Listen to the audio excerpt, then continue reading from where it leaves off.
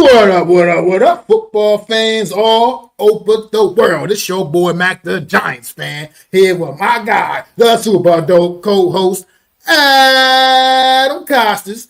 You don't know what time it is. It's time for that real deal NFC East round up. Punch that intro.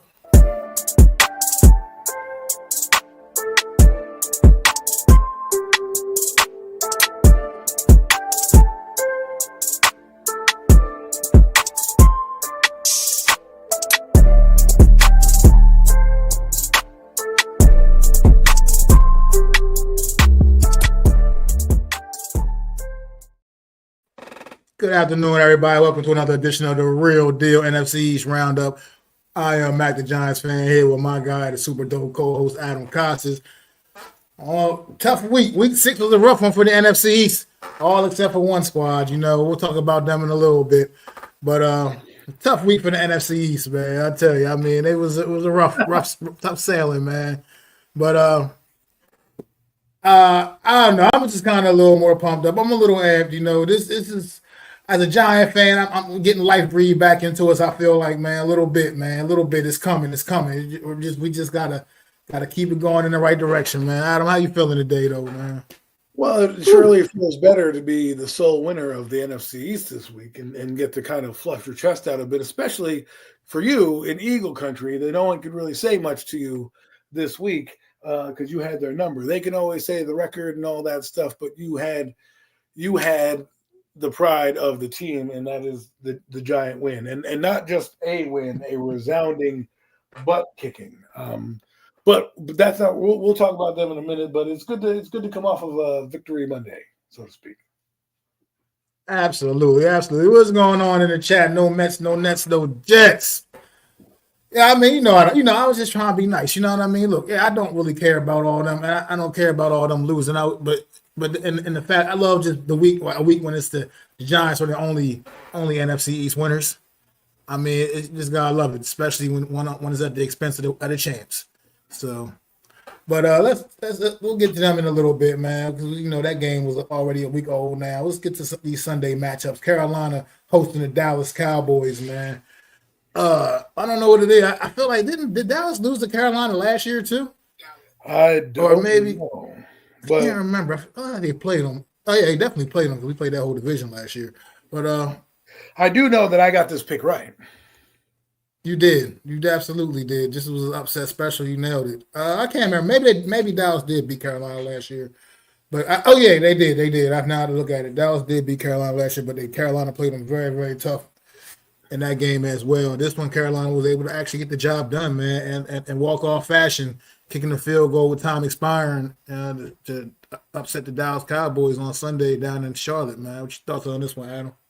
I thought, well, first off, I just want to pat myself on the back because no one really does around here anyway. So I called the upset special of Carolina this week. It was kind of interesting. I didn't think they would do it, but, momentum is different. And it's really interesting to see this Carolina team, who's basically been a Jekyll and Hyde squad, get to 500 because I didn't think that this Cowboy team was going to let Bryce Young march up and down the field. And that's just what they did. They missed tackles. Rico Dowell had a game. You can't win like that when you don't stop anybody. You're not getting any pressure. You're not doing anything to affect the quarterback. This is what happens. And then your defense can't make a stop to save its life, and they get into field goal range. And the advantage was on Panthers this time because they had a young kicker who they've been, utilizing. And obviously kicking is the story this season in the NFL, where people are just kicking moon balls, right? It happens when you keep a team close like that. And I think being at home for the Panthers, nothing to lose, no expectations. I don't really think too many people picked the Panthers. I know my co-hosts didn't. They both picked the Cowboys. I did not. I picked the Cowboys. I just thought the Cowboys would do Cowboy things. And that's what they do. Even with a new coach, a new, culture, so to speak, they still do Cowboy things. And until they fix that defense, you got to ask yourself, if you're a Giant fan, what if? What if you won the game against the Cowboys? Your season would look a whole lot different than it is right now. Yeah, granted, you're upbeat and everything like that. But this team clearly can't stop anybody, and they only can beat you if they out boat race you by scoring more touchdowns. And if you stop them once or twice, the Cowboys, and have them punt, and you go down and score, or you go down and get a turnover or something, it changes the complexion of the game. That's what it does when these teams are close. And you got to give it to the Panthers. They're on the Cowboys level, a 500 team right now. So it's a 50-50 game. And I thought with the momentum of the Cowboys having the big win the previous week that it would translate. But I thought of Mac's words to me when the Cowboys were playing Arizona last week or last year, and Arizona was god awful. And we said, they can't lose. And Mac goes, the Cowboys do Cowboy things, and they end up losing games like this. And we said, no, Mac, what are you talking about? Well, the prophecy came true, as Mac was right. And so when the Panthers came up, I don't know, that little birdie in my head, Mac's voice going, Cowboys do Cowboy things. I picked the Panthers. So I said, you know what? Because somehow the Cowboys would do that. They get on this high, and then boom. They go on a low, and they could have propelled themselves right now and vaulted themselves into second place and really kind of started to pull away. They kicked a 60-plus yard field goal, and then they kicked another 57-yard field goal. So it's 2 field goals, and the Giants have had a history of that. But that's not the point. The point is, if they had won that game, it's a different complexion of the story, and we're still not in fourth place. We're still, after the Cowboys lost, somehow are still in fourth place. So I'm done talking about this game, for now. I'd like to hear tie in Green Bay. Yeah, that tie in Green Bay is keeping the Cowboys above us right now. That tie. It doesn't go down, as I said. It wasn't a loss. It's still better than a loss. Unfortunately. So that's what I'm saying. Down the stretch, it's going to be, and folks, we have 11 games to go. Like, this season is on cruise control. Like, there's no stopping it now. Every game is going to matter down the stretch, especially if you start to see these teams that we're playing that are at the 4s, the 5s, 6s. You got to think, if we were to split and they were to split, right? Let's say they go 6-5. All those teams are 10-7. The Giants are still out the playoffs. Okay, so if the Giants were to split these games, so every game is critical. Every moment is critical, especially now that we're starting to get to the stretch. So just look at that and be mindful of that. And that's why teams like the Cowboys losing to the Panthers, that gets them in the wild card contention, just barely on the cusp. But if you watch it, like I said, these next 3 weeks are really going to separate some of the teams in the conference. They may not be the best teams in the conference, but because they beat up on each other, you're going to start to see an ascension. So anyways, I'm done talking about that. Panthers, congratulations on the win. Rico Dowdle had a game. Mac, your thoughts? Yeah, great stuff, man. Yeah, you're right. Rico Dowdle, man. I tell you, that he must have been angry seeing Dallas come to this new building, man. Because he just ran wild on them. Rico Dowdle, man. Let me talk about him real quick, man. 30 carries, 183 yards on the ground, and then 4 catches with 56 more yards through the air and a touchdown catch. I mean, Rico Dowdle he was a fantasy MVP a week ago, man. For anybody that had enough sense to pick that man up and put him in their lineup last week, he paid dividends big time. But I know he wants Cam Scatterbo to win FedEx Air Ground Player of the Week, but this guy probably won it because that's an amazing line. Absolutely. I mean, he averaging 6 yards a clip, man. Like, that's. He put work in against his old team. What's going on, Coach Ed, man? Peace and blessings to you as well. Appreciate it, man. Appreciate you stopping through, man. Make sure y'all go sub up to Coach Ed, man. If you haven't already, make sure you definitely go support Coach Ed. Coach Ed, my business partner. No, just kidding. But he said Rico called his own shot before the game. Yeah, I ain't know nothing about that. But yeah, he showed up and he was fierce, man. And speaking of showing up, that's what it's about. This Dallas defense, like you said, you said it best. This defense is going to cripple is crippling this football team. Like you said, they can't stop anything that anybody does, man. And if it wasn't for a great offense that they had, led by their quarterback, who was playing out of his mind, and he also did it once again on Sunday. To be quite frank, and what he did should have been enough to win a football game. Unfortunately, like you said they're going to have to just keep outscoring people because their defense can't stop anyone. because Dak Prescott, man, was serving them up once again, 25 of 34, 261 yards, and 3 touchdown passes on the day, man. That's a great stat. It ain't Dak Prescott's fault. I mean, George Pickens, man, his best game of the season thus far, continuously just growing, stepping up in that wide receiver 1 spot, while CeeDee Lamb was still out, who might be returning this week, by the way. I'll pat myself. 9 catches, 168 yards on 11 targets, man, and the touchdown catch too as well. George Pickens is serving them up out there, man. Great pickup for the Dallas Cowboys this offseason. I said it this offseason. Just a great pickup. But where the Cowboys fell short, though, in this game offensively was their run game, man. Javonte Williams has been off to a pretty strong start this season, but wasn't able to get anything going. 13 catches, 29 yards. You definitely need more than that.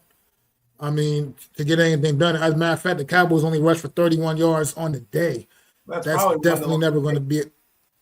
Yeah, it's definitely never going to get it done. Yeah, it's just they have to play keep away from the other team. Essentially, they have to be able. Absolutely. Essentially, the Cowboys' strategy going forward has to be score touchdowns and keep away. And what I mean by that is, if you want methodical clock-eating drives, so that your defense doesn't have to be out the field that long, and maybe the offense will make a mistake, or maybe they'll make a play or something like that. And I don't know what they're going to do. The defense is calling each other out. If I'm the Cowboys, if I'm the offense, I'm looking at the defense in the meeting and I'm standing up like, yo, bro, we're a team, we're a family, but you got to hold up your end of the bargain, bro. We could be better than this. We should be better than that. He's playing at MVP level. You're going to waste his season playing at MVP level to keep you barely in games. So what? You get a 15 draft pick in the first round? This guy they need defensive help. I don't even think Micah Parsons would have helped this defense out. It might have looked better. He might have gotten some sacks, but that guy wouldn't have done anything. This defense can't do nothing, okay? It might have helped maybe some one-on-ones, but I don't think that guy was going to do as much as people think in this defense. It might be Eberflus. But I will say this, regardless of anything, if I'm Jerry Jones, I like where Schottenheimer's gone with the offense. Their offense is great. Let's just say it. With their quarterback, he's done a better job to elevate Dak Prescott than Mike McCarthy. What they need to find is a defense, and next year with their first-round picks they have, maybe they should start to look into defensive help. Okay, we know the offense is good. Let's see on the trade market what we can do. We have these 4 first-round picks that we know that we have. We have 2 in 2026. We have 2 in 2027, excuse me. We could probably get a quarterback in one of these 2 drafts that we need to groom under Dak Prescott. Let's use one of these firsts to get somebody that might be on a team somewhere, right? Because and that person may not help right away, but think long term. And you want somebody long term here, because the Cowboys are young on the offensive line. They've got skill position players who, if I'm Jerry Jones, I'm running to George Pickens now and trying to sign him today before he hits free agency, because with every game it goes cha-ching, cha-ching, cha-ching, right? And who knows what will happen, but that's a guy I would sign. If I'm Javonte Williams, I'd probably sign him. It depends on how Jaden Blue plays, right? And how he comes alive. I think they went to, why they didn't have a good running game, even though Javonte Williams was there, is because they tried Jaden Blue a lot in this game. And they really tried to get him, and he really wasn't as effective. And let's be honest, the Panthers have Derek Brown on the line. They have A'Shawn Robinson, pretty solid interior to stop the run game. And that's exactly what they did. And when you stop the Cowboys run game, you put them in this track meet, which they can do. But if you are in the track meet with them, because their defense can't do anything, and I'm surprised, because Eberflus is known for defense, so I'm surprised that his defense is this atrocious. This is bad. I thought the Giants' defense has its weakness. This is worse than that. Yeah, I agree. It's terrible, and like you said, something I think it might have been last week. You might have mentioned this. It's terrible to a point where this ain't just because Micah Parsons is gone terrible. This would still be bad even if Micah was there. This is the kind of bad that the Cowboys defense is looking right now. Even if Micah was there, maybe it would be a smidge better, but it wouldn't be. They'd still be getting torched, I believe. I don't think it would make a difference in which they'd still be getting torched. I mean, they got to figure. they got to figure something out with this defense because to me, I'm going to say it right now, and I'm going to make that prediction. The New York Giants will leapfrog this team if their defense continues to play the way they're playing right now. This Cowboy defense continues to play the way they're playing. I think the Giants will leapfrog them. It doesn't mean shit. It's just my own personal pride of us not being in the cellar. That's all it means. It's just my own. Something I got to throw in there because you're right. It means absolutely nothing. It means nothing. Because honestly, both teams have their flaws, right? I don't think. I don't think that the Giants are. A lot of people believe they might be on a playoff run. I think there's limitations on the offense, but we'll get into them in a minute. The Cowboys. The problem that I'm having with the Cowboys right now is they're window dressing. They do so many beautiful things on offense. I'm teasing there. No, man, relax. Let's get relax there. Throw some cold water. It just means it doesn't mean anything considering from third place, fourth place to third place. Doesn't really. I understand the progress and all that stuff, but you have to ask yourself this question. We'll get. Let's do the Giants segment in a minute. Stop interrupting me, no, Matt. I'm trying to get through this. I'm just kidding. But for the Cowboys, I hate. If I'm a Cowboy fan, I hate it right now. I hate it here right now because my offense is championship level. My defense is subpar. My special teams is spectacular. Like, to think about how to strategize. Like, if you had a defense on the Cowboys, you know how hard they'd be to play. You know how hard it is to defend. Like, most teams can defend 35 to the 50. You can't even do that. So if you gave them the ball, let's say inside the 35-yard line on a touchback, and they have a good defense, let's say, they don't have to do anything but get to the 50 because their guy can kick a 70-yard field goal. So how do you even play defense when you have to defend basically 15 yards? That's basically all you have to do, right? Or 25 yards, excuse me. My math is a little off. 25 yards. You can get half of that in one play, right? But unlike most teams whose kickers need to at least get to the 40 to attempt a 60-yard field goal or whatever the case may be, right? This Cowboy team, if you put a defense around them, strategically, I don't know how I can play them in late game situations in like those 2-minute situations where I might have to kick it for the half, or I might be able to walk off kick. That's how good their offenses and their kickers are. But defensively, if you can't stop anybody, strategically, I don't care. As long as I get more touches than them and I make them punt once or twice, we're going to win because even the worst offenses look good against the Cowboys. That's when you know you have a bad defense. When the worst offenses in football who can't do shit all of a sudden run up and down. Russ looked great against the Cowboys. Right. Russ Wilson looked great against the Cowboys defense. Every other game looked like ass shit. Okay? And in the game against the Cowboys, we're all like, turning the clock back. Not me. I didn't say it, but everybody else was like, turn the clock back. What are you talking about, Adam? Start Russell Wilson. Next game, shit the bed. Shit the fucking bed. Comes in one play against the Eagles, throws a fucking incomplete pass. Like, what do you do? Comes against the Saints and gets sacked. I mean, you can't make this shit up. And then against the Cowboys, resurrection. If fucking Russell Wilson could play the Cowboys every week, he'd be traded for a first round pick. I mean, my God. But yeah, Cowboys though, they need to really get that defense in check, or it's going to be a long, long year for that football team. I promise you, because the schedule. Their schedule was pretty tough too, man. It's not like NFC East, the whole NFC East division schedule was pretty tough. People I know talk about how hard the Giants' schedule is, but really the whole NFC East schedule is pretty much very similar, except for a few games. So They all got tough schedules, man. So it's not going to get any easier for the Cowboys. So they better hope to figure something out. Easier for any team, to be honest. Yeah, you're right. On that defensive side of football, they better figure it out. But let's go to Monday night real quick, and let's talk about Monday night. It had a similar finish Monday night, walk-off fashion. Chicago Bears taking care of the Washington Commanders on Monday night with a game-winning field goal with the clock ticking down to 0. Still like this could be turned to a great series. I want to see this game every year, like you said, Adam. I wouldn't mind. The Bears, Commanders, man. Caleb, Jaden Daniels going back and forth, going at it, man. This is a pretty good game. What's your thoughts on it on Monday night, Adam? Well, I'm going to put pound the table for the NFL. Since the NFL wants to do 18 games, or they do 17 games with an extra game, why can't you why can't you do this for the NFL fans that we want to see? Because we always want to see. We wanted to see Leaf versus Manning, but Leaf stunk. These two guys are still ascending and having positive things happen to them. And why wouldn't we want to see this for the next decade? We talk about it all the time. Brady, Manning, even though they weren't in the same draft class, we saw that almost every year, not only in the playoffs, but just in the regular season we would see it, because not only would they finish in first place, both those teams in their division, but it was a rivalry that built over the years. These two guys are in the same conference. They're basically the same age, and there was controversy on which one was going where, right? Would Caleb go home? Would Jaden go first, right? Would they not go at all, right? And these top three quarterbacks, you got to shout out Drake Manuel's NFC East show, but shout out Drake May. He's having a phenomenal year as well.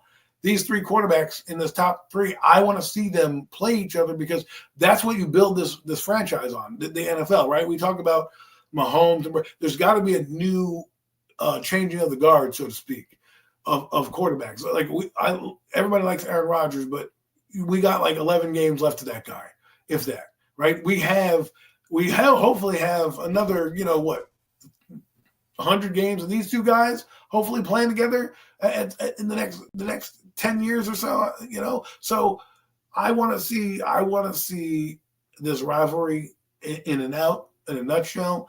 It's just like, it would be like Giants, it would be like Dart and everybody else. Like, you want to start to see these young quarterbacks play, and every year NFL keep this one going. It's shown to an instant classic. We can count the series 1-1 right now on a last-second Hail Mary last year and a walk-off field goal this year. Kind of redemption for the Bears, who probably had this game circled on their calendar, let's be real, right? The drama that goes in with this game. Let's think the storyline. Ben Johnson turns around, as he was getting this job. Now he's, playing against the team that he, rejected the offer from, that wanted him. And he's coming in with a new team, Caleb Williams, who should have been that draft pick, but he's not, and so many things. And then how they went last year. And like I said, in last week's episode, it was a tale of two seasons after that game for these two teams. One team ascended to the top of the conference. The other one became a bottom dweller. Right now, I don't know if that's going to happen with these teams, but it really, you got to think Chicago might have found something to say, listen, we might not be the best team in the conference, but we can win some games, and this is one we won, and we gave it back to them last year as they stole a victory from us. Remember, it was basically a collapse by the Bears that got the Commanders back into it, right? So they didn't collapse this time. DeAndre Swift, and you want to talk about tackling? I think that was Trey Amos. Like, dude, I'm giving you so much credit, and that's how you go to running back. That's how you get DeAndre Swift to the ground. I mean, that guy. You have a running back coming on you. You either made a business decision or you just stink at football, because you had him dead to rights to just run your body into him and throw him out of bounds, and you whiffed. And that could have been and that was the difference in the game. You tackle them there and they go for a field goal and you're bend but don't break defense. You got it. The other thing I will say is uncharacteristic mistakes by the offense and Jaden Daniels. A couple balls slipping out of his hands, some fumbles that he had. He did not look himself. And if he doesn't look himself, like I've been saying, the Commanders don't look like themselves, right? And it's similar to how I guess we could say with JD with New York. If that guy doesn't play good and he's making mistakes, the team is going to lose because there's nobody else out there that can make plays the same way and have the same magic. So it was a tail game right there that you saw with Jaden Daniels. He played. There were some moments you're like, damn, spectacular, right? Broken coverage down the sideline for McCaffrey, but then the money down, they give it the handoff that basically cost them the game in the rain. So this is Washington's gonna have to figure it out. They're still second in the division, still at 3-3. They still have a long way to go, but there's still a lot of time for them to catch up. But if they had won this game, I would have been like, you know what? Maybe we need to look at Washington differently. But now they lost this game, I'm still holding out that their defense may be their Achilles heel, but Jaden Daniels, if he doesn't play magical, this team is just average. I mean, yeah, and for what it's worth, they're just missing that one last extra piece on that offense. Obviously, Terry McLaurin's still out with the injury, or I can't even remember what he's dealing with now. I forgot. But But they're just missing that extra little piece that adds that one more something else, a little more dynamic to the offense, man. I think, and it shows. But Jaden Daniels still out there giving it everything he's got. He's still, I mean, overall, he still performed well. 19 and 26, 211 yards, 3 touchdown passes. Ran the ball well. Also ran the ball well. 52 yards on the ground. So I mean, this guy, he's legit. He's definitely got, like you said. I mean, a lot of mistakes, like you said, in this game. It was kind of a little bit sloppy, and they got off to a slow start as well. Washington did in this one. They definitely got off to a slow start before they would start picking things up a little bit. But I mean, Debo was hobbled in this one, and like I said, no Terry McLaurin. The run game wasn't what it normally is. I mean, Bill, he had 61 yards on the ground. So you got to take it. Sometimes win some, you lose some when it comes to that. But I mean, this game, they had a chance right in the end there, and that turnover at the end was the difference in this game. That's what absolutely killed them. I mean, they were going down, icing the game, trying to just they were just running the clock. They were trying to put it away, and that turnover came at just the worst possible time, man. I think Jaden Daniels probably in hindsight when he looks at the film, realizes that he should have just never even tried. He should have just held onto that football and went down and took the L on that play, man, instead of trying to still get it in there to Bill Krosky Merritt. Well, it's a tale of two halves. A tale of two halves. You're damned if you do and you're damned if you don't. I don't think, it's on him, but you did see when you play, the ball was a little slippery. And I think sometimes we're not ready for that, rain or that light rain, the rain that's kind of slick. It's not heavy yet.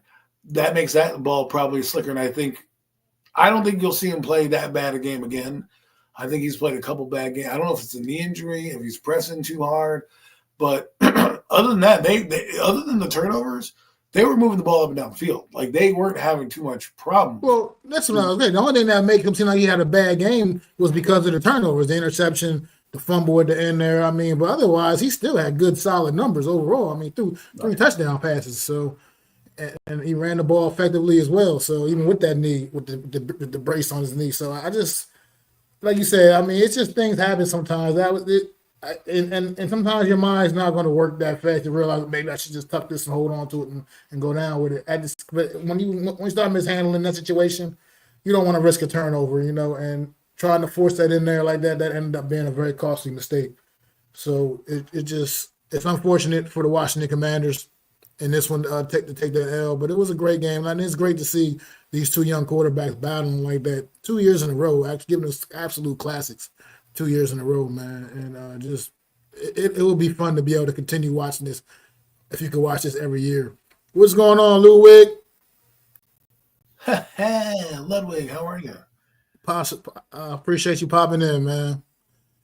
So yeah, this is a tough one for the Washington Commanders, but I think this team overall still will be all right. I think they'll be okay because Jaden Daniels, I think, really is just that good, and I think it's tough to hold greatness like him down for too much, man. I think you got a sample size a little bit last season, in the postseason in particular, watching the way he was able to perform and rise up even on the bigger stages. And I think this season is going to be it's going to have these moments like this. This was like I said, a tough one, man. This came down to just a couple of mental mistakes, honestly. That was the difference in this football game. And I think the Commanders, when it's all said and done, will still be able to find some success and still challenge the Philadelphia Eagles for this division title. God, I love our quarterback. It was good to have a quarterback.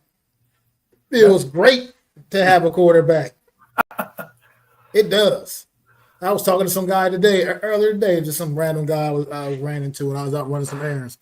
And he saw me with all my Giant shit on, so he just started, talking about, how to feel to have a quarterback now. Yeah. I don't even know how to act now. I just feel like dancing sometimes now. I just got a quarterback. Got a guy that can play. Well, and I guess that's a good segue into. Yeah, let's go.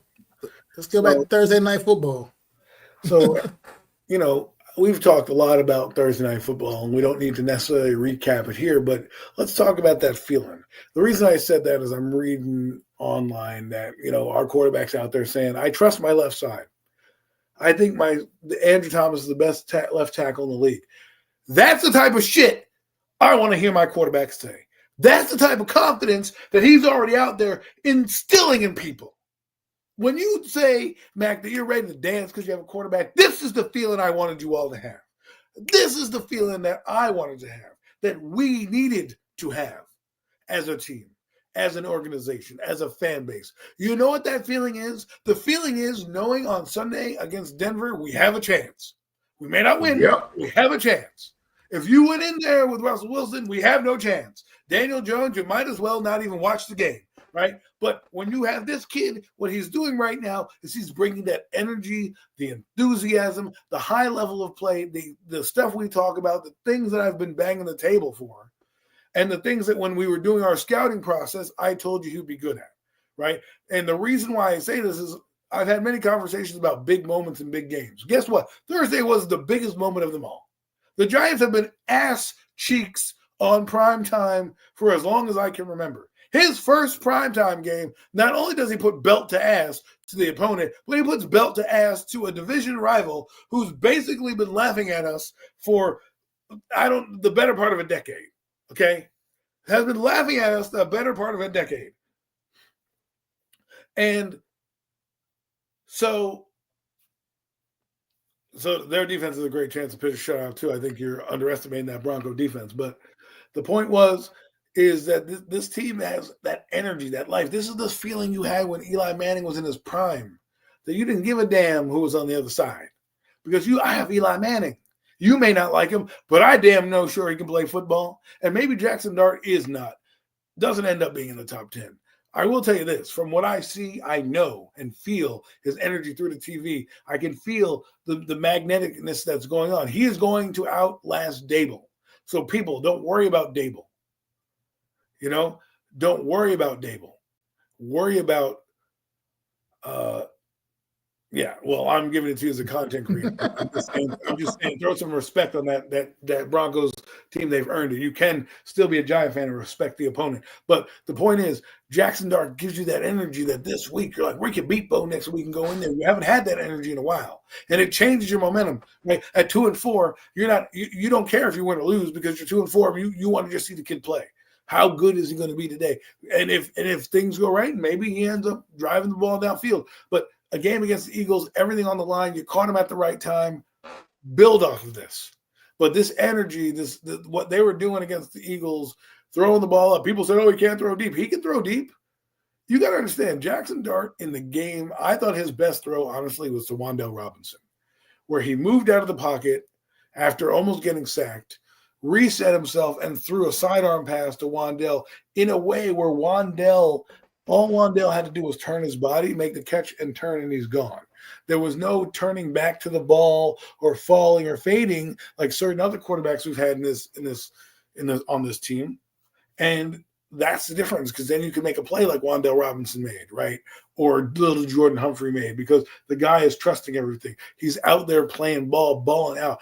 And why I say I love the kid's attitude is because if you just sit down, take 5 minutes, go rewatch a Daniel Jones video and go rewatch a Jackson Dart video, and you'll understand the energy that you're feeling. That energy that you feel when you can actually hear a sentence being completed, when you actually understand that the guy behind that podium actually has confidence in what he's doing, whether or not the coach does or not. Who cares about that? That's irrelevant. He has confidence that he can go out there and make plays. He's going out there after the Saints game and saying, no, we're not going out and playing like that.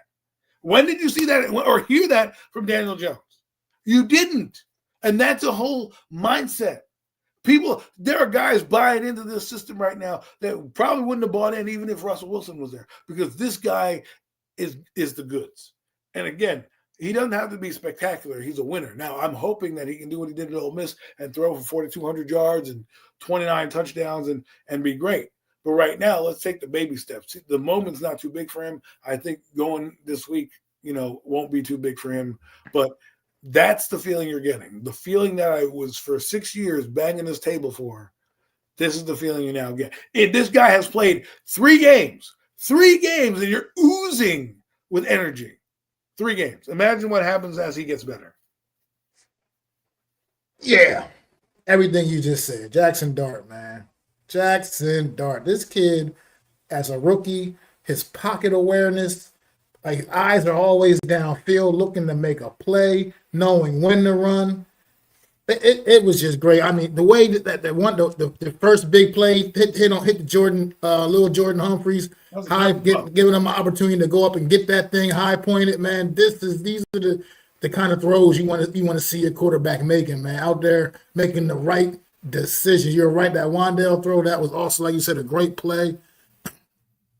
It's just like you said, watching Jackson Dart, man. It's just refreshing. It is refreshing.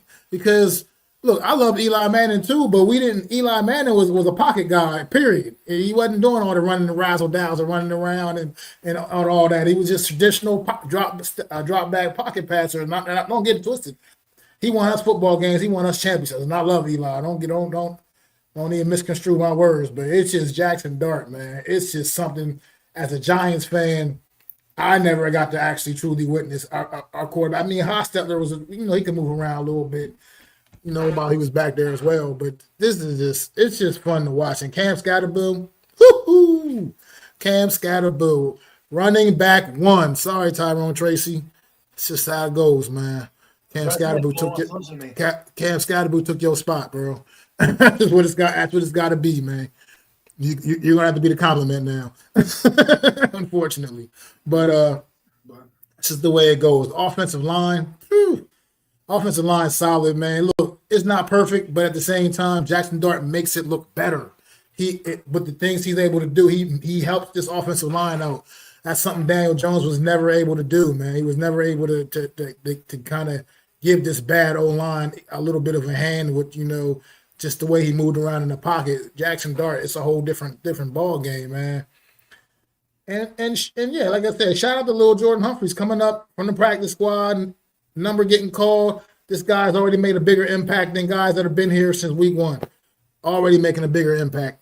So little Jordan Humphreys had a great game on Thursday night as well. We don't have, like you said, Adam, we don't have to dig deep into this one, man. Brian Burns is on pace for Defensive Player of the Year. He's definitely in that conversation right now for sure. It's got to be. And it's just right now, it's just fun being a Giants fan again right now. Look, I know we don't have the most talented football team, and I still don't necessarily, I don't have crazy expectations, but at the same time, I feel like we're a competent football team again. I feel like we got a quarterback. We got a good young nucleus. The fact that our young guys, Dart and Cam Scatterboo were leading the way on Thursday night against the world champs. These 2 rookies leading the way. It was like they were like, follow me. They put this team up on their shoulders, and everybody just gravitated to these young guys. And I love the culture that's being built with these 2, man. So just got to keep trending forward, man. Keep getting up and keep. Yeah, like you said, Lou. There's hope. There's definitely hope. And Flott, yeah, Banks, yeah, you can forget about it too, bro. Flott is now officially, CB2. You can forget about it, Banks. You can run some kicks back or something. Congratulations. I think he had a baby, had some twins a day or something. Congratulations on that. But yeah, it just is what it is. But yeah. So let's talk about Denver though. Like you said, let's start moving into that. It's gonna be a tough one on the road. Denver Broncos defense is serious, man. Serious business. And we was talking about it before we came on the air, Adam. And we were talking about it before we got on the air. Like me and Adam, we were talking about how Denver, offensively they do enough. It's not like some kind of spectacular offense, but it's effective. It's very, very effective. J.K. Dobbins running the football well. Bo Nix makes really, really good decisions, and is just really solid. I mean, He's not like Peyton Manning. He's not electric like Jaden Daniels or some of the other guys from his class, like Drake May and those guys. But he's still really, really good, really, really consistent, really, really solid, man. I think the New York Giants are definitely going to have their hands full. But once again, like you said, I mentioned earlier, we don't go into this game just feeling like there's no chance, because we feel like the New York Giants team now that we have now does have a chance against anybody. I feel like pretty much. So, Adam, I don't know what's your thoughts on Denver and the Giants on Friday, Sunday. Excuse me. Damn. Well, first I want to say you brought up Guy Cam Scatterboo. I have mistakenly said he might not have won, but he won the Air Ground Player of the Week. I mean, I would give Rico Dowell a great, amount of respect, if you're looking at numbers, but they gave it to Cam Scatterboo, who really has changed everything. And I like having him around. He is a running back. I'm stop telling me he's a fullback. He just once they open up big holes for him, and you'll see he'll have a 60-yarder here, a 40-yarder here. He'll score some touchdowns. But it's good to go into Denver, who is coming off a stretch of games where their defense has really helped them out. And I know a lot of people are discrediting Denver, and as a fan, you have every right to do that. Their offense hasn't been great, right? But there's that word. It hasn't been impressive. Well, folks, you're looking at that side of the ball. They play two sides of the football, all right? Denver's offense didn't look impressive. Their defense was dominant, absolutely dominant, And I'm just saying, like, you may not want to look at the numbers. They had minus 82 yards of offense or some crazy stat line. They had 10 sacks. Justin Fields, he stinks. That offensive line is pretty good. They have first-round picks on that offensive line.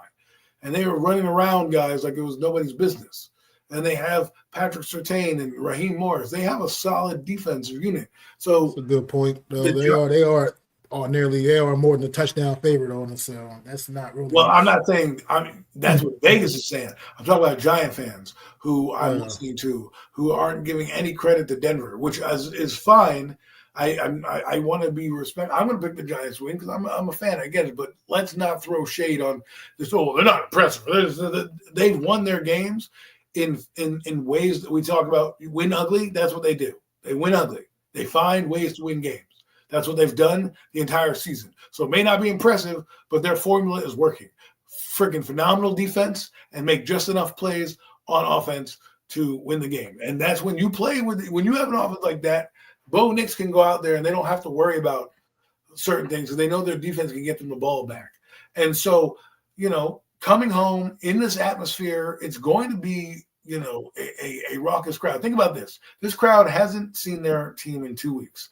Their team is coming in tied for first place with a chance to, in the soft part of their schedule right now. They have the Jets, they have the Giants, and they have the Raiders. All three teams back to back. If they can go 3-0 in this little stretch of games, they can really position themselves well for the final, 8 or 9 games down the stretch as they're, trying to get to the top seed or in the playoff hunt. Right, I know it's early to talk, but you got to talk about it now because we're about to be 7 weeks in. We're about to be halfway through the friggin' season soon. Okay, so it's crazy too. So you got to start thinking about this and start to see who's above you and what's happening. If you're looking at this on a micro level, I like their coaching staff better than ours. And their defense, I just give them a little bit of credit because they are leading the league in sacks. I'm not just going to take that away from them. I hope that Bonito and Cooper don't give our tackles trouble. But I'm also worried about the inside because, believe it or not, JMS has been doing okay. And if he can't really play or he's hampered by a concussion or whatever went on in his face, it might be a bit of a weakness for this team. So I'm not. Slotman came in and played pretty well on Thursday night. Yeah, this is a different defense that they're facing than the banged up Jalen Carterless, lethargic Eagles. This team is going to – I'm just saying they're going to be revved because they haven't been in front of their home fans in 2 weeks. And it's different when you're there. You made all those mistakes on the road and you're not comfortable. You went from Philadelphia to New England to England and now back here. Your team is finally happy to be home. And they're going to try to give these fans what they want. And if you're looking at, like I said, at a macro level this season and their path to the playoffs, again, because, again, this team went to the playoffs last year. So to me, anything less than that is a failure. This is a chance with Kansas City, being one game behind, and you're being tied with San Diego, or excuse me, LA, the team that I think you lost to this season. I think they lost to, if I'm not mistaken, they lost to the Chargers. I could be wrong, but I think they lost to them already. And then you slipped away with that game with the Colts with that field goal, right? This team could be in that conversation, right? The announcer said it themselves. They have a championship level defense. When you have a championship level defense that can get you out of binds, like the Giants last week went 11 of 16 on third down. 11 of 16. You know how unheard of that is? They're not going to still have that same output against Denver. On the contrary, right? The Eagles went 1 of 11. And if you look at the numbers from the Eagle game and the Giant game, they were virtually almost the same in terms of what they were doing. A little more here for the rushing for the Giants, a little less, but there were comparable numbers. And you're like, well, what really lost in the game was third down. What lost the Jet game? The Jet game, that was third down, third and longs. That's what they're going to try to feast on, right? To get them off the field. And that's how they win. If they get the Giants off the field, because, again, every game is not going to be 11 of 16. That is what, a 70% clip of getting third downs. And that's unheard of in the NFL, and that's partially due to the Dart effect, as I like to call it. The Dart effect is him being able to raise the level of play of everybody else. So we'll see what happens. But in the grand scheme of things, it's going to be the toughest opponents we've faced since Kansas City. And that's what gives me a little bit of pause, because we don't really have the same weapons that we do. I know there is a rumor, and the rumor going around the Giants should trade for a receiver. Let's talk about this for a minute. Mac, if the Giants win, I believe they'll be hell-bent on getting a receiver. If they lose, I don't know if it'll be the same gusto of getting a receiver. They may still trade for one to give Dart somebody to develop to get the offense to be more than a one or two trick pony. But I don't know because apparently they opened up cap space. They did this, they did that. So there's something is brewing over in 1925 Drive. For me, it depends on this game. If they lose this game, I don't need a receiver. Even if they lose this game by like a field goal or something like that, in a fluky fashion, the Giants played well enough to win, but they didn't. Don't trade any assets yet, because there are going to be a lot of guys that are going to be free agents this year that you could possibly sign right now. If you're going to, like, for me, they re-signed one guy from training camp, right? Fells? Juju Wells, yes. So I mean, obviously you're looking for something a little more than that, a little more juice than that. But I mean, that's just something that's already one little move they made at the position right now. But yeah, there's some names out there. Here's a list. So here's a list that was shown, right? They were saying, someone said Chris Olave. This is a chat. They said Calvin Ridley, Romeo Doubs, Jacoby Myers, John Mechie, Jerry Jeudy. Like, if I can get Jerry Jeudy for a fifth, I'm doing that, because I know that he's absolutely a round pick. I don't know if I want to give up, let's say they have Chris Olave for a third. We don't have a third, but I'm not giving up that much for him with a concussion unless I'm signing him. Now, would I like him and Neighbors? That'd be fantastic. But then what that does in the draft, though, is that means you have to get interior line help, because what I think is going to happen this season is the Giants are going to be competitive towards the end of the year. May, steal wins here and there, and their record may not indicate how good they are. And the next year they're going to invest in the O-line, and they're going to invest in other receivers, and they're really going to start to compete for that spot. I don't want to bring in a receiver for a rental. If you're going to do an Olave, a Calvin Ridley, who I like, right, Jacoby Myers, who can help, but if the Giants lose and they're 2-5, why am I doing that? Unless you're getting the Jerry Jeudy for a fifth-round pick to kind of give some juice to the offense, even though the season is lost, to build some chemistry, because Malik Neighbors does have more of a knee injury than was first reported.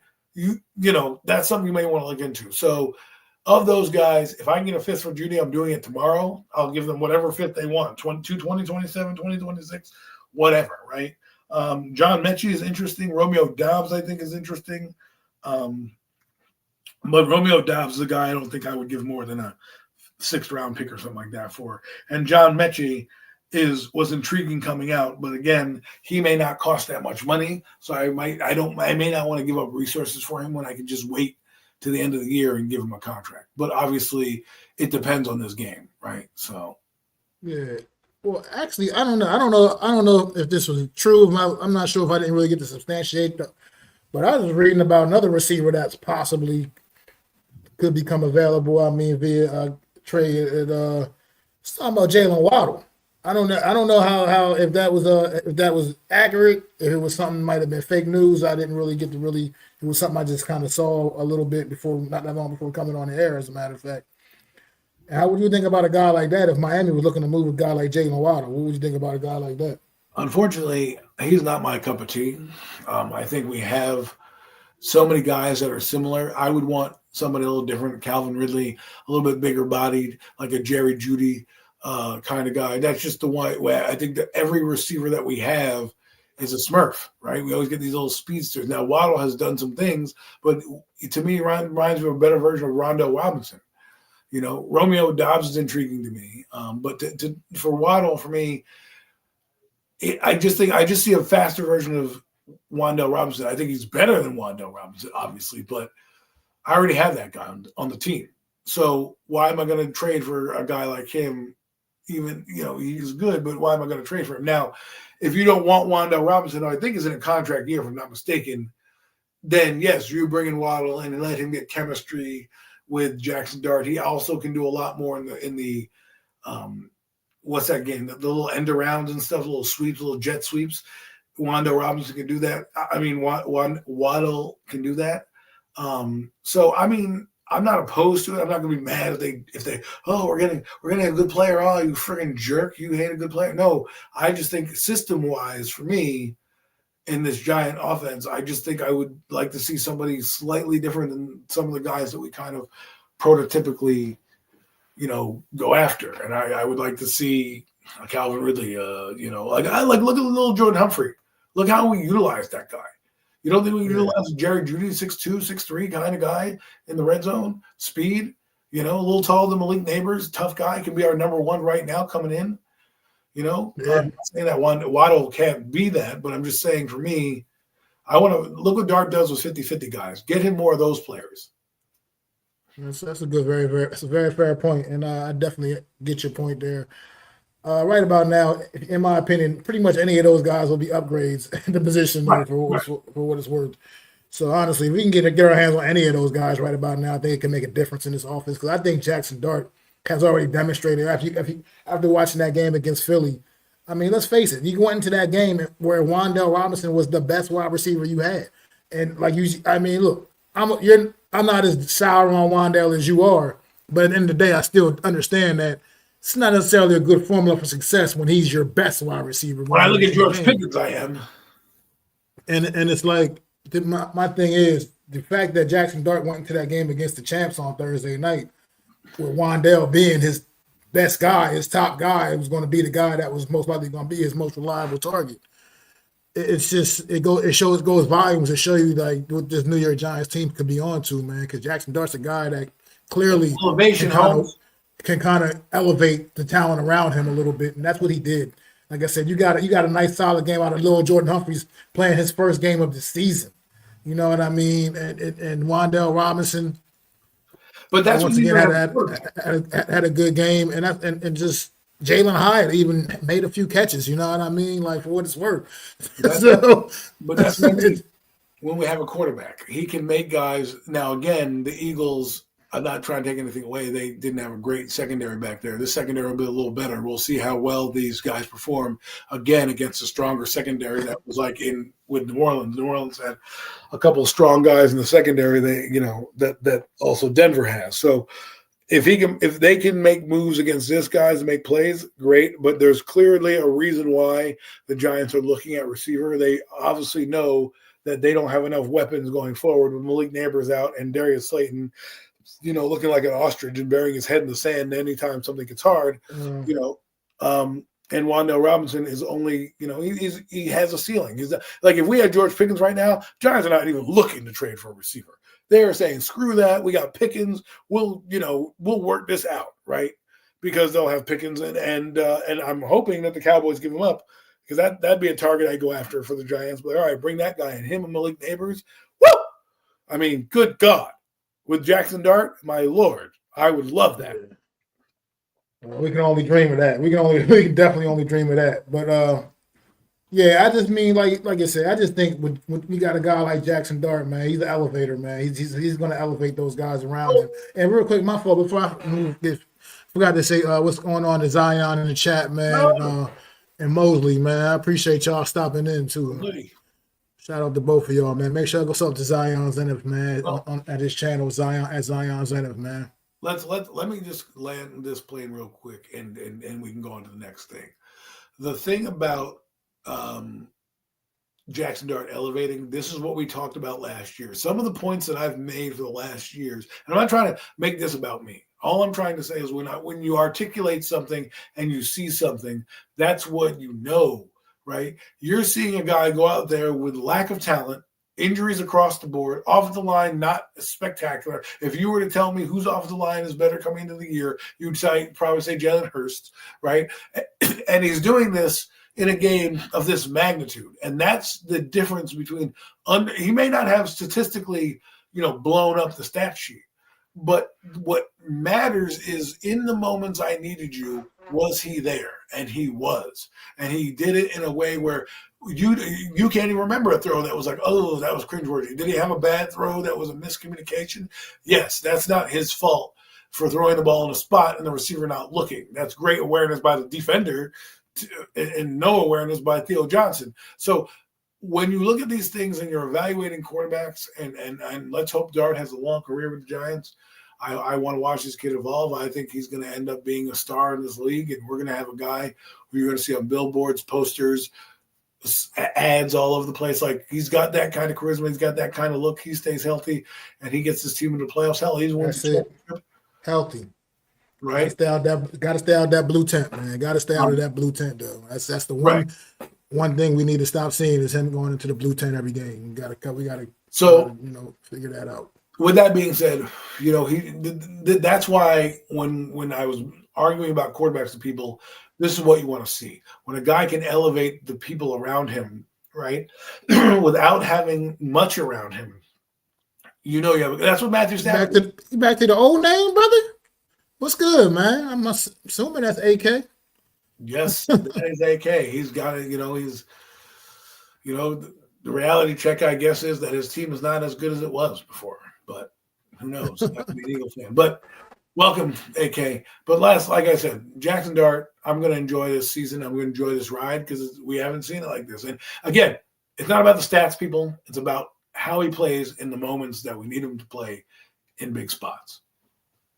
What's going on, Alex? Man? Thanks for stopping in, man. Feels good to have a quarterback back in New York, man. It feels really good to have a quarterback, a QB in New York, man. Go ask the Jets how I feel right now. Hope you down there. Hope you down there soaking it in, man. Enjoying it down there, man. Down south, down there, Alex, man. Hope you're getting to soak it all in, man. He's having a blast. I don't want to speak for him, but through our conversations, he's having a blast. That's what's up, man. That's what's up. Good to hear, man. Always good to hear. But it's always good to see good people succeed. So he's a good one. Right? Absolutely, he's definitely one day he's running a network. Hopefully, he'll hire us. When he's running the networks, come on and be two angry, grizzled old men going, the Giants! Oh, you coming back? You get back in front of the cameras, AK? It's good. Can't wait, man. Can't wait, brother. Happy for you, man. You went back to the old name, going back to your roots, man. Ain't nothing wrong. That's how you got to do, man. Listen, we've all had a rebrand. The Undertaker went from the dead man to the American Badass back to the Undertaker. Sometimes you got to change. You got Hulk Hogan going from red and yellow to black and white. You know what I mean? The NWO. So, do what you got to do, baby. Yes, sir. Yes, sir. Well, any predictions for this week? Denver Giants, man. What I'm you got? Pick the Giants to win, but with cautiously. I don't think I'm not going to pick them as my upset special, but being a Giant fan, I'm picking them. But it's going to be tough. It really is. This is going to be the toughest game I think they've played probably all season. I can't say this defense is the best defense we're going to see so far. And I really do believe this game is going to set the tone for the Giants. If they win this game, buckle up, folks. We're in the playoff hunt. If they lose this game, just sit back and enjoy the kid, because it's going to be another one of those seasons that it may not end in a postseason berth, but at least you'll be able to have somebody watch. So. Oh man, as much as I'm feeling this right now, the whole energy of this New York team, man. I'm once again, man. I'm gonna be the bad guy here, man. Once again, man. I got hater. Denver at home, man. I picked Denver at home. Tough environment to go into for this young New York Giant team. Thin air, Mile High, up in Denver at Mile High Stadium, man. All these things play a part when you go to Denver, man. And that's a tough spot to play for these young guys on the road. I think we're going to see a better performance than we saw in New Orleans. As far as I think we're going to see a cleaner game, cleaner performance. But I just think ultimately might be a little too much, and I think Denver gets us in the end, man. So I'm gonna go to Broncos here. Hopefully they prove me wrong, man. Hopefully they prove me wrong though, like they did last week. They proved me wrong last week. Hopefully they can do it again. I'm kind of going with that logic as well, but well, you make a good point. 2 weeks on the road, finally in front of their home fans, that energizes you, a bit. Might put a little pressure on them in terms of having to perform, but they're coming in, and you got to think that their fans know they have a chip on their shoulder. We mentioned already about the soft part of the schedule, the soft portion of the schedule, and don't think that it doesn't matter. Sean Payton is going to have these boys ready to go. So. There's no doubt about that. No doubt about that. Turnovers will be key. You eliminate them, you win the game. You get turnovers in this game. The Giants have won the turnover battle in each of the wins that Jackson Dart has started, right? So 5 turnovers. Obviously, you don't want any turnovers, but if you're sloppy with the ball, conditions a little slicker, they hit a little harder. They're coming after the ball a little bit more aggressively. You throw a ball up here that's intercepted. You never know what could happen on both sides. It works on both sides, but we'll see. And if they get their running game going on the offense for Denver, it's over for the Giants, because I don't think they're gonna. If they get up, I think it'll be pretty hard for the Giants to come back. Not because I don't believe in them, but they're a bit more locked down than the Eagles are right now. Oh well, we'll see. We'll see. I think it's going to be a great one though. Sunday afternoon, 4:00. I'm excited. 4:00 window. But AK, man, you said this team's a bunch of Gilbert Grapes. Well, we're gonna get to them right now. Going down to Minnesota on Sunday, man. The Eagles taking on the Vikings on Sunday, man. Adam, what's your thoughts on this one? Well, I want to say this, and I think the Eagles have the leadership to rally. This is going to be a huge game for them. I think they need this win. They need this win badly. I know it's on the road. They've been on basically a 3-game losing streak, and this is going to be the second game on the road. But you've had a 10-day layoff to kind of fix what ails you and kind of get back to being healthy and really find yourselves, really find your identity. I think you need to figure out how you can beat this team. There's a rumor that J.J. McCarthy may start. This is a game where if he is a starter, your defense, I'm looking at, if I'm Vic Fangio, I walk in that meeting and I find out J.J. McCarthy's starting, I'm looking at you and be like, listen, back-to-back weeks, 2 rookie quarterbacks can't beat you. 2 rookie quarterbacks can't beat you back-to-back weeks. So I believe the Eagles are going to rally. That's what they do. And I think they're just going to bounce back from their 2-game skid with the 10-day layoff to figure it out against Minnesota. Interesting. The Eagles, man, this is crazy. They think about it. Last Sunday, the Eagles went into last Sunday, week 5. They went into that week 5 4-0. Start that week. They lead that game on Sunday against the Broncos. On week 5 against Broncos 4-1. They have a short week to go against the Giants and end up 4-2 before the week is out.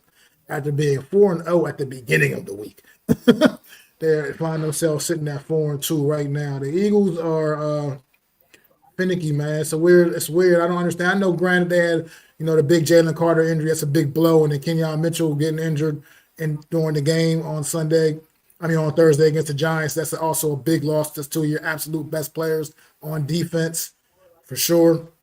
So it's going to have an impact. But look, the Eagles are known for their depth, man, and for some reason, it just doesn't seem to be quite what it once was. It's not even across that offensive line. There's been some issues, man. I mean, some serious issues across the O line, as we saw firsthand when they were playing the Giants on Thursday night.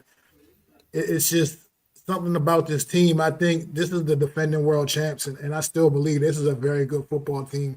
Look at the talent they still have on this roster; it's still phenomenal, and stacks up with anybody, any other team around this league. But I think the Eagles have to come out here against the Minnesota Vikings, and this has to be they have to make a statement. I think they not only have to win, they have to, like I said, make a statement. They have to let everybody know, put the league back on notice that they are the defending champs. And I think they need to go out there and figure out a way to blow the doors off the Minnesota Vikings in Minnesota on their field. I think that's the kind of statement they need to make because things are just kind of slipping away, it seems like, for this Philadelphia Eagle football team right now. Just not the team we're expected to see. I thought at least that this team was going to come out and really just kind of really run away with things this season, man. You know, we talk about having been back-to-back NFC East division champs in so how many years, and we thought the Eagles were definitely, you know, a slam dunk for that. But right now, you know what I mean, not quite the slam dunk that we thought, at least for right now. I mean, plenty of time to make things better to right this ship. But they got to get right, man. It's just they need to find an identity offensively. I think that's the problem offensively. They have no offensive identity whatsoever. It's just kind of think about this. It's just kind of whatever happens, whatever work. I mean, we find some things that work here and there, but it's just no true grit. Like last year, you knew this was a running football team. They were going to come out there and run the ball down your throat. And once they did enough of that, then they were just going to be thrown over the top to their all-pro wide receivers. And they just haven't established that kind of offensive philosophy, it seems like, this year in any sense of the word. So Saquon Barkley is off to a very, very slow start to this season, very disappointing start to this season. And A.J. Brown disgruntled and acting a fool, you know, with some of his antics and nonsense, some of the statements he's making. This team's got to get back on the rails, man. Like I said, they got to go out there and start this Sunday. I mean, they've lost the last two games in a row. One to a team that they really had no business losing to. Let's face it, they have no business losing to the New York Giants. That's asinine. They got to get back on track, and they need to figure it out. And they got to make a statement against the Minnesota Vikings. I think they go out there and do get the job done. I really believe with this little small kind of like almost like bye week for them. I think they right the ship, man. I think they go out there and they roll the Minnesota Vikings.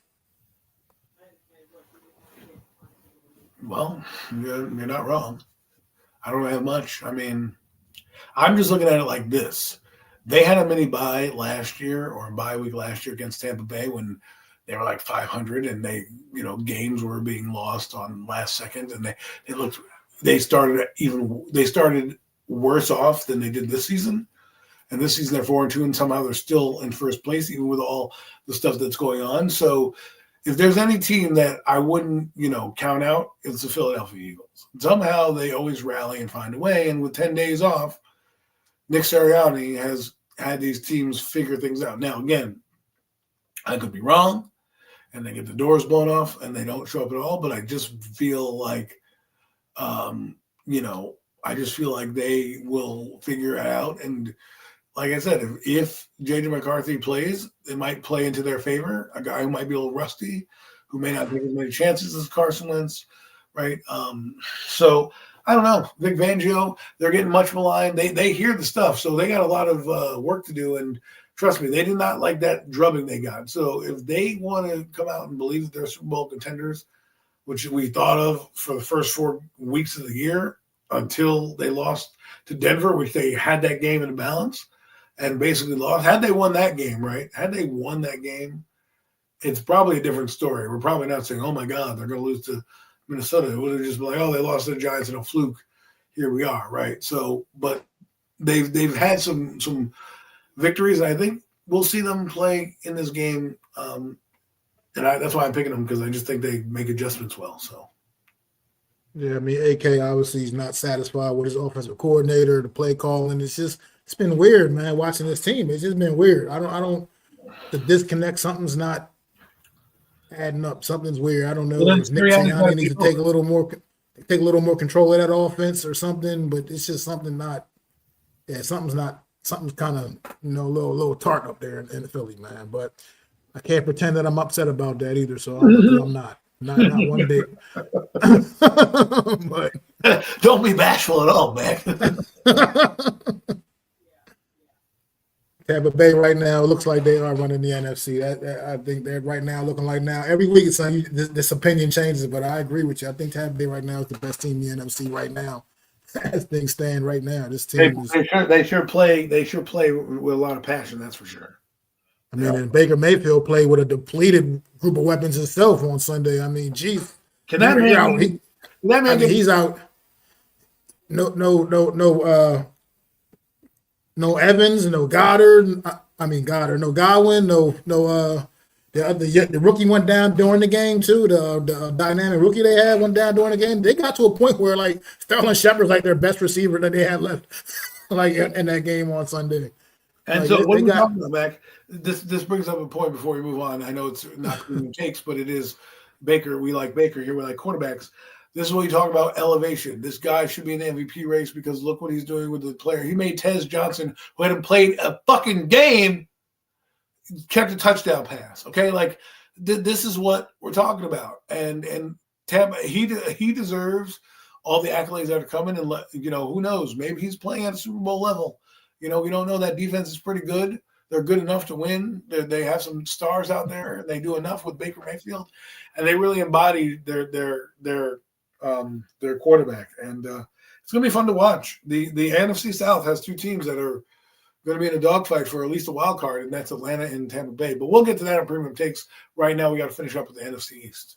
Yeah, Zion said he's actually leading the race right now, so that's good because he deserves it. He's been playing really out of his mind. One more game on the docket. Did we pick winners? Oh yeah, you picked the Eagles here. Yes. Yeah. Okay. We got one more game. NFC East divisional matchup.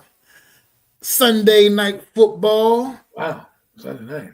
The Dallas Cowboys hosting the Washington Commanders. And what's looking like it could be a pretty big game for positioning in the NFC East, man, Sunday night. What's your thoughts on this one, Adam? This game is absolutely enormous for these two teams, especially the Washington Commanders, being that they lost to Chicago. The Cowboys, I didn't expect them to. This is why the Cowboy game, losing the Panthers, is also enormous. Because both these teams, had they won, they could drop the game, even though it's a divisional game, and still be kind of in the race for the wild card at some point. But this could be the game that kicks you out of the wild card spot because you lost to the Panthers and then you lose to this Washington team, and next thing you know, your record or conference record, whatever, and you're not in the playoffs. And it's really huge for the standings with right now for the Commanders at least to get back into the race to be in first place. For the Cowboys, it'll at least get you talking in a different direction, right? I really do believe last week's game for the Commanders was an anomaly. I thought they should have won that game, but they lost. But I don't know what they're going to do to stop Dak Prescott. Okay, he's playing phenomenal football right now. And at one point, I was going to pick Washington, but now I'm probably talking myself off a ledge here, and I'm going to go with the Dallas Cowboys all of a sudden because I just think their offense is hotter, they're better, and I just think they don't have the personnel that matches up well against that. They can do that against Caleb Williams and the Bears, who don't have like the dynamic downfield threats that they do. I mean, they do have DJ Moore and Romeo Dudze and things like that, but I think those receivers, that offense is a little different than the Cowboy offense, where I think they're going to have a little trouble where they can't stop the run. Okay, they gave up mad yards rushing to the Chicago Bears. They also gave up a ton of passing yards, right, to a quarterback who's not having as good of a season. Nothing against Caleb Williams, he's having a solid year, but he's not having a Dak Prescott year. And I was going in with the Commanders, thinking the Commanders are going to win this game, and they're probably going to show me up and give me the finger on Sunday. But I'm flipping it to the Cowboys just because I don't think they're going to lose back-to-back games, and I think this plays into their favor in terms of offense, where they can be in the driver's seat and they don't have to do too much against. I think it's going to be a track meet. That's what I'm saying. So. But I pick it up.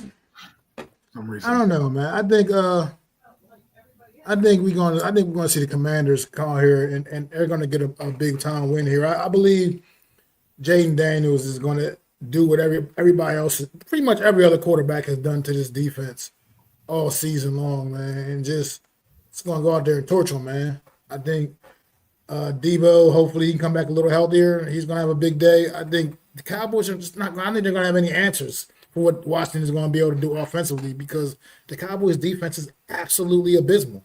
I mean, it's Well, just terrible. You said what? the Commanders not very good either.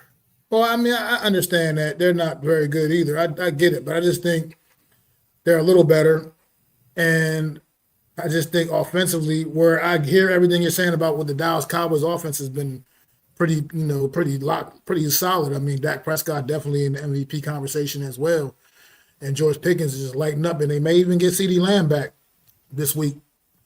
But I just think Jaden Daniels is going to come out here and really, really have a big day. I think statistically he's going to go out there and really put some numbers up against this really, really piss poor Dallas Cowboy defense. I made a little correction too. I said Sunday Night Football. My eyes are a little deceiving me when I look down the list. It's not Sunday Night Football. It's they're sending a 4:25 game on Sunday. But either way, I don't know. I can't stand behind this Cowboy defense. I just can't.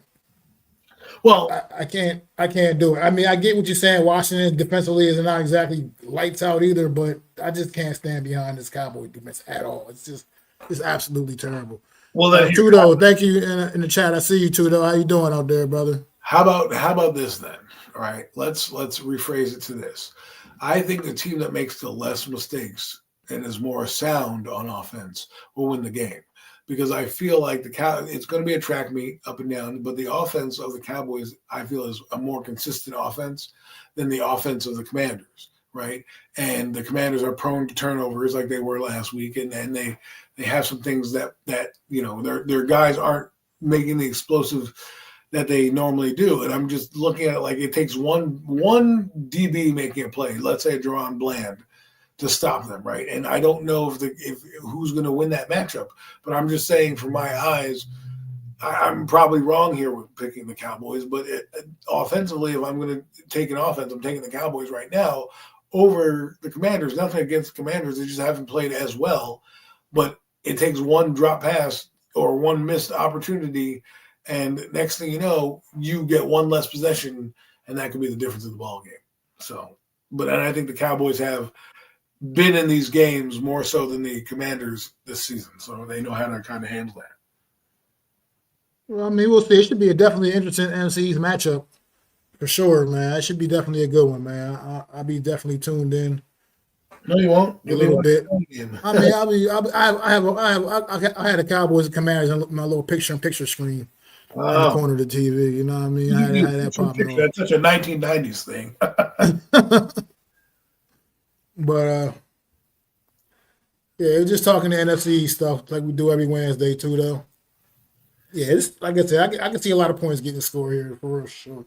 Because you're not looking at neither one of these defenses are necessarily up for the task. So they're going to both. I think both defenses are going to have their hands full. I definitely can agree with that. I just think Washington is going to be the ones that make a little bit more plays. I think their defense is a little bit better, and they're going to have maybe a couple of more stops with the Cowboys. Just unless they can prove me otherwise, that Cowboys defense ain't it. It's bad. It's really bad. It almost is like fireable bad. Like fire your defensive coordinator, man. Like, I know he's a new defensive coordinator, but there's not been improvement since week one. Week one is like your best defensive performance, right? Like, of all the performances that they've played, that's the best one that they've had, right? I mean, they didn't do anything against the Giants. They got railroaded against the Bears, right? They didn't do anything. They ran up and down the field against the only game they won against was Green Bay. They tied. They didn't stop Green Bay. That went to 40-40 tie, right? So they've scored 30-plus points, or in this case, 27-plus points in almost damn near every game they're averaging, right? Minus the one game against the Bears where their offense could not do a damn thing. And you saw what happened when their offense didn't score. Their defense looks worse than Swiss cheese, with all the holes in it. So,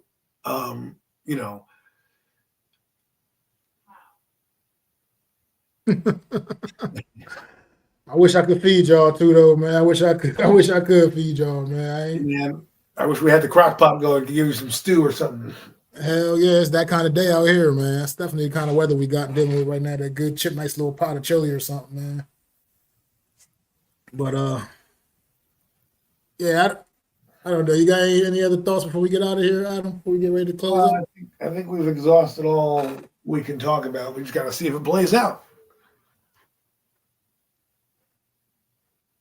Look, man, this is the NFC in particular is going to be a weird conference. We get closer to getting to December and playoff time. It's going to be interesting. The way things are shaping up right now in the NFC, it's going to be it's going to be some fun stuff going on. Well, December, I think it's going to be 3 teams. It could end up being 3 teams from the West, 3 teams from the Central, at least 2 teams from the Central, one from the South, and then probably 1 from the NFC. And then then it's a toss up from them because you have Chicago and all this. And we'll preview all this on Premium Takes, right? We have a whole forum to do all that, and maybe that's what we'll do for you guys.